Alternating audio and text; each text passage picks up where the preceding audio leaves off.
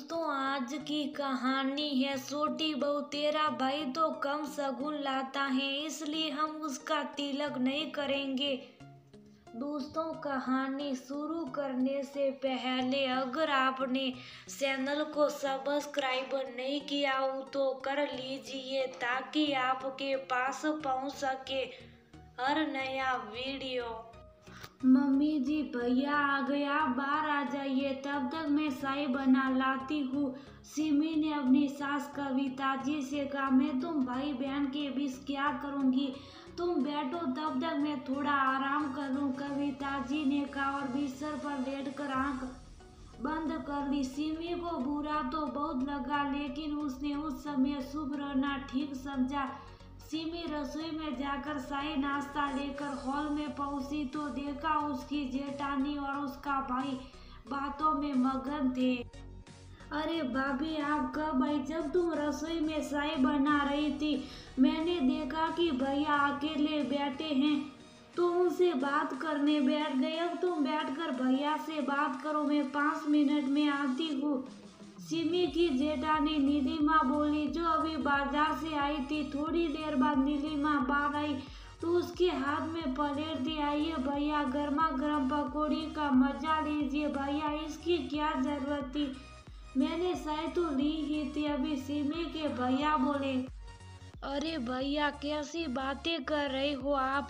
इतनी दूर से आए हैं तो कुछ तो हमारा भी फर्ज बनता है। नीलिमा ने पकोड़े परोसते हुए कहा। थोड़ी देर हंसी मजाक और बातचीत के बाद भैया चलने को हुए तो सिमी अपनी सास को बुलाने गई। मम्मी जी, भैया जा रहे तो उन्हें विदा कर दीजिए। अरे बहू, विदाई क्या करना, तिलक कर दो भाई को, और क्या करना, कविता जी बोली। वह मम्मी जी, कुछ शगुन नहीं बहू, हमारे यहाँ भाई को शगुन देने का रिवाज नहीं है, और मिठाई तो तुम भाई दूज पर लेकर ही जाओगी। सास की बात सुनकर सिमी चुप हो गई और मैं भरी आंखों से वहां से वापस आ गई। देखा तो जेठानी नीलिमा ने आरती का थाल सजा रखा था। उन्होंने इशारे से सिमी को तिलक करने को कहा तो सिमी ने फटाफट भाई को तिलक करना शुरू किया। नीलिमा ने थाल में रखा नारियल भाई को देने के लिए कहा, फिर शगुन का लिफाफा भी पकड़ाया। भाई के जाने के बाद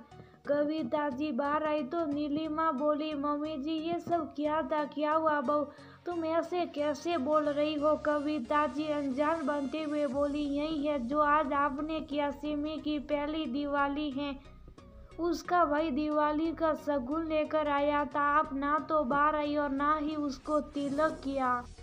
बहू, मेरी तबीयत ठीक नहीं है। और क्या हुआ जो मैं नहीं बैठी? सिमी ने उसे सही नाश्ता करा तो दिया। मम्मी जी, भाई का भी सम्मान होता है।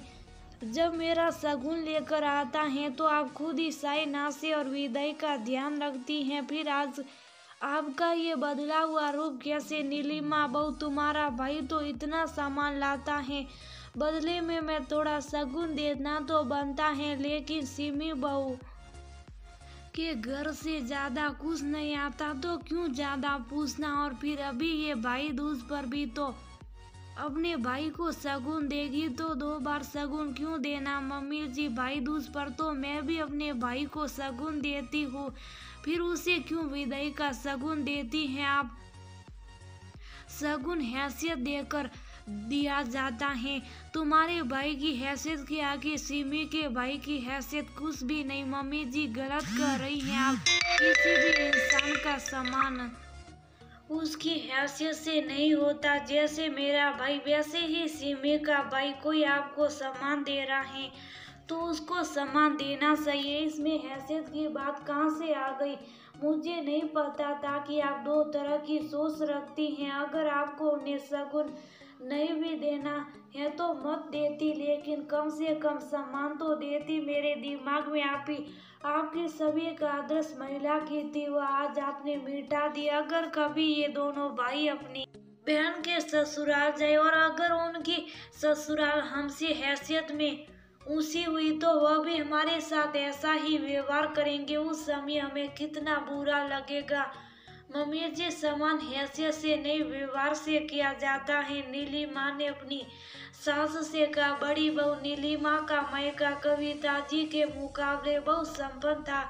उसके मायके से हमेशा बहुत महंगे गिफ्ट और नकद आता था, इसलिए नीलिमा जो कुछ कहती कविता जी एकदम मान लेती।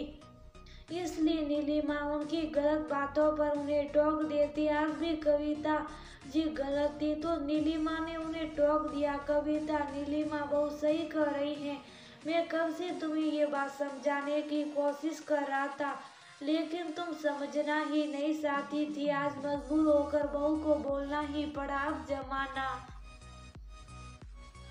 बदल गया है। अब ये सब बातें अच्छी नहीं लगती। जो तुम्हारे साथ उसे मत हुआ उसे मत दोहराओ। अब तो गलत के खिलाफ कदम उठाओ। कविता जी के पति बोले। सबकी बात सुनकर कविता जी को अपनी गलती का एहसास हुआ। उन्होंने दोनों बहुओं से अपनी गलती मानी और आगे से ऐसा ना करने का वादा किया। चलो इस दिवाली ये परिवर्तन हमारे घर के लिए नया है, तो क्यों ना खुशियाँ वाली दिवाली मनाए और इसे रोशनी वाली दिवाली मनाए, क्योंकि इस बार सबके दिलों से अंधकार सड़कर वहाँ अच्छाई की रोशनी हो गई है। ससुर जी ने कहा तो सब हंस पड़े और दोनों बहुएं कविता जी के साथ मिलकर दिवाली की तैयारियों की लिस्ट बनाने लगी। सिमी भी खुश थी कि उसकी जेठानी ने उसका साथ देकर उसका और उसके भाई का सम्मान तो देखा ही, साथ ही सिमी की नजरों में नीलिमा का स्थान बहुत ज्यादा बढ़ गया।